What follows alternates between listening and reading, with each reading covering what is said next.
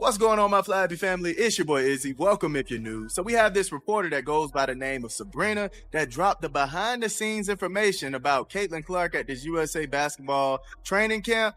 And the way that she's talking, Caitlin Clark made this team, fam. She made this. Literally. This is crazy. I'm under contract. I guess I plan on returning to the sky and continuing to talk to Tyler. Nobody saw this coming. Not the coaches, not the players, not even the cameras.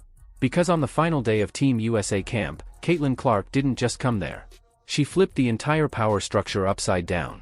Before this blows any further, hit like, subscribe and stay with me because this narrative takes a turn nobody imagined. The tail Team USA camp was supposed to be quiet, controlled, professional. Instead, it evolved into the most uncomfortable week anyone inside that gym had ever experienced. And it all started with one surprise. Caitlin Clark went into camp quietly. No speeches, no excitement, no announcements. But within minutes, the energy changed because suddenly every drill revolved around her. Every talk stopped when she touched the ball. Every rep felt heavier. This wasn't attention-seeking. This was gravity. Yeah, she's there complaining to refs. She's back. She's back. But let's take a listen. Caitlin Clark back on the court, super impressed with Caitlin just being engaged while she was out and getting back to being able to play. It was a combination of like USA players going against USA players and then also USA players going against the scout team, which was just like players from small colleges all across North Carolina sort of helping out with that scout team practice. And, you know, she looked like Caitlin. The step back three was there. The passes were there. When she was not playing with Aaliyah Boston, some of the bigs didn't know what to do with her passes. There was one time where she passed it to Hamby and Hamby like brought the ball down. It's like, you can't do that. This is not, you have to keep it up, right? Right up. Just like not expecting where that was coming. But FIBA, naturally, just a lot more physical than other levels of basketball, even more physical than the WNBA. So having to see Caitlin like go at scouting players who were, you know, instructed to play at a FIBA level of physicality was interesting. The first shock. Paige Buickers noticed it first. The speed quickened, the spacing tightened, the ball moved faster when Caitlin ran the offense. Players leaned in. Coaches leaned forward. It felt like a switch had been flipped. Meanwhile, Angel Reese felt something strange. Not anger at first. Something worse. Irrelevance. The unseen wall. Angel was on the court running the same drills, playing the same minutes, but the rhythm wasn't there. The ball didn't come back. The reads didn't favor her. The momentum flowed right past her. Every huddle, every breakdown, every side discussion. Caitlin Clark was the center. Not by demand, by impact. The game that changed everything. Then came the scrimmage. No cameras, no fans, just pride.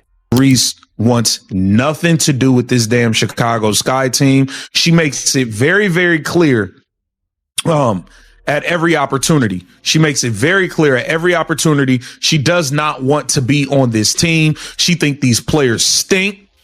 She thinks they stink. She thinks she don't think they have a winning culture over there. She don't want to be there at all. Caitlin ran point. Paige spaced the floor. The ball moved like it was on rails. Angel tried to impose her presence, physical plays, greater contact, emotion mounting, but the game didn't bend. It moved faster, smarter, cleaner, and possession by possession. Angel faded out of the flow, not benched, nor yanked, just wiped by tempo. The moment of realization, that's when it hit. This wasn't competition anymore. This was hierarchy. Caitlin wasn't demonstrating she belonged. She was proving the system worked better through her. Coaches murmured. Assistants took notes. And Angel witnessed it. The game had passed her in real time. The terror sets in. Frustration turned visible. Body language shifted. Energy dropped. Not because she couldn't play, but because the room had already chosen a course. This wasn't personal. It was basketball. And basketball was picking Caitlin Clark. The awful final day. The last day of camp was peaceful. Too quiet. The drills were sharp. The execution ruthless. Stated Erica Hamby had a situation where she got the ball, and I think that's when she got blocked. I think that's what she's talking about. But she got the ball, brought it down, right? Caitlin Clark is going to put it right where you need it so you can get it and go up with it. That's another level of skill, another level of thinking, another level of I'm thinking 10 steps ahead, right? It's not only getting the ball to the player, it's getting the ball where the player needs it. That's another level of facilitating. That's why we say, man, Caitlin Clark is the top guard, man. All right, y'all start the conversation in the chat, but I'm just saying, Chelsea Gray is a very entertaining passer. All right, very entertaining. Sometimes her flashiness kind of make her throw the ball away and things of that nature, but Caitlin Clark knows how to get that thing in tough spots. All right. Get it in tough spots and get her teammates open. Get it to where the teammate can catch the ball and just pull it in a comfortable style. All that is a part of facilitating, man. All right. So I'm not too surprised that players couldn't necessarily handle it. I'm extremely impressed that she brought up they were playing FIBA physicality. Caitlin controlled the floor like a veteran, calling actions, directing traffic, finishing plays. Angel barely touched the ball. Not by punishment, by reality. And when the final whistle rang, the decision was already made. The exit. Angel didn't wait for announcements, didn't wait for meetings. She stepped away. Nor storming, nor shouting, just done. The gym froze. Coaches exchanged looks. Players avoided eye contact. Because everyone realized what just happened. The aftermath. This wasn't just one player departing. It was a system being exposed. The same league that previously ignored Caitlin, benched her, questioned her, was now scrambling to release her highlights, promote her footage, rewrite the narrative, because domination changes everything. The revenge without words. Caitlin Clark never said a sentence, never made a statement. She didn't have to. Her game did all the talking and it said something loud. You can question her. You can delay her, but you cannot control her impact. The ultimate eye contest. As camp ended, coaches looked disturbed, players looked recalibrated, and Caitlin went out the same way she walked in. Quiet, concentrated, unbothered, while everything around her burned. This wasn't drama for attention. This was basketball revealing the truth.